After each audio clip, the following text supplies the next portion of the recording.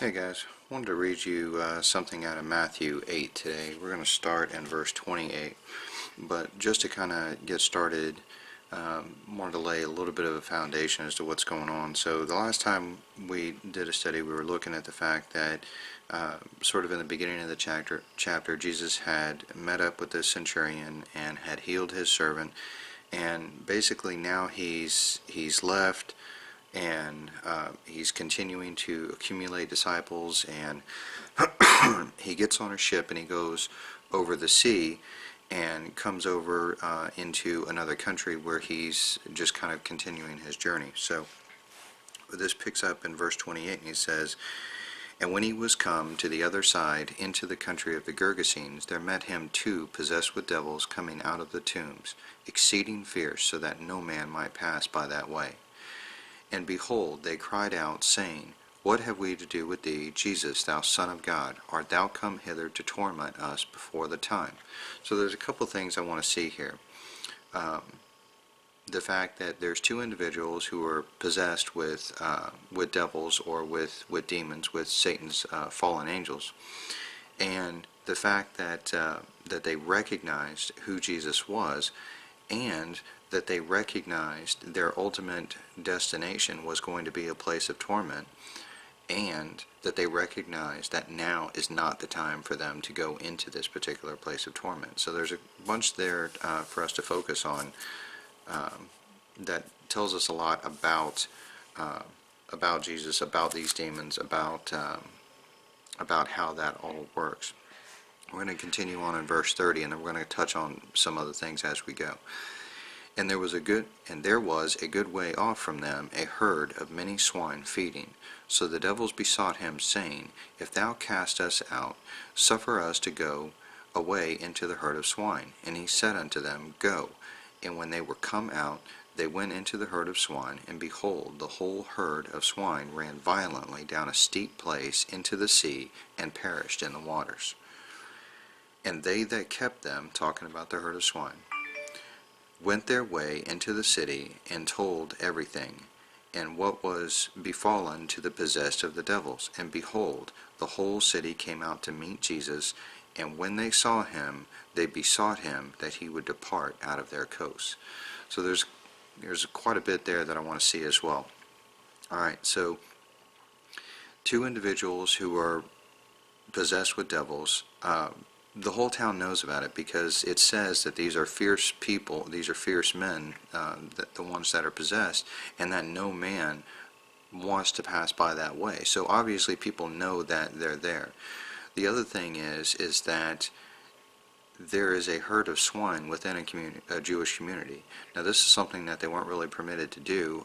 Swine were considered basically impure. I'm going to close this off. Sorry about this, guys. They were considered impure, and as a result, the Jews really shouldn't have been keeping them all together. It's not like a herd of swine is something that you use to pull a plow or anything like this. It doesn't have any useful agricultural purpose. They destroy crops. They breed like rats. It's not like it really has any useful purpose for a Jewish community who was not permitted to eat them, or really to even come in contact with them, to have them within a herd, and not only that, to be shepherding them. It says that they that kept them fled, meaning that these individuals were actually keeping this herd. They were maintaining, they were protecting, they were shepherding them, and that's something that they really weren't supposed to be doing. So the final thing that we see here is that ultimately Jesus does his work, and he casts out these demons, healing the two individuals. Those demons go into the swine run off into a cliff. Therefore Jesus has now removed an impurity from their lives, and their response to Jesus is, hey, would you mind leaving our country? You know, we'd like for you to kind of get out of here, you know. And this is something that is pretty profound if you think about it. Number one, like I said, they weren't permitted to keep the pigs. It's not something that they were supposed to be doing, but in doing so, in being disobedient, it had certain evidences that was manifesting itself within the community, namely the fact that demons were coming in and possessing. They were not within the will of God, and as a result of that, these types of things were starting to, there was evidences, there was tells that were starting to manifest itself within the community. And what they did was not deal with the problem. They didn't even so much as deal with the symptoms. They just said, hey, don't go over there, there's a bunch of guys possessed with demons. Instead of getting right within the will of God, they just kind of avoided that area, so to speak, and continued on doing what they were doing. And this is something that I think we do a lot. I know I've been guilty of it, in the past as well. But when Jesus comes in, and when he heals the two individuals, and when he removes the impurity from the community, their response tells a lot about their relationship with God, because their response was not, thank you, God, we trust you that this is your will and that this is what's best for us. Their response was, God, I'd like you to leave.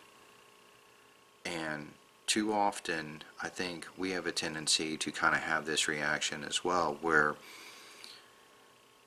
we harbor our impurities, we harbor our sin, we protect those things within our lives, even things that we know that we're not supposed to be involved in, even things that we have kind of misprioritized over our relationship with God. And God, in His grace and in His mercy and in His manifold wisdom, as Paul says, He comes in and He removes those things. But in doing so, He not only removes the impurity, but He heals us from these things. But it has a tendency to upset our life and upset the balance within our life. Now, we have a choice at this point, just like these individuals did. We can either embrace the fact that God knows what He's doing and that He is doing exactly what He said and that He is going to conform us to the image of His Son, or we can push back against those things and fight against it, in which case we ask Jesus to kindly leave our coast. So that was something that really kind of jumped out at me. You guys kind of read through that passage, let me know what your thoughts are. I pray that each one of us would embrace the correction that God puts in our life. Going back to David in Psalm 23, thy rod and thy staff comfort me. Thy rod, a tool of discipline, and thy staff, a corrective measure whereby the shepherd pulls the sheep into line. Both serve as a comfort to me. And that's what I think these people in the town of the Gergesenes missed. So don't let that be us, all right? God bless.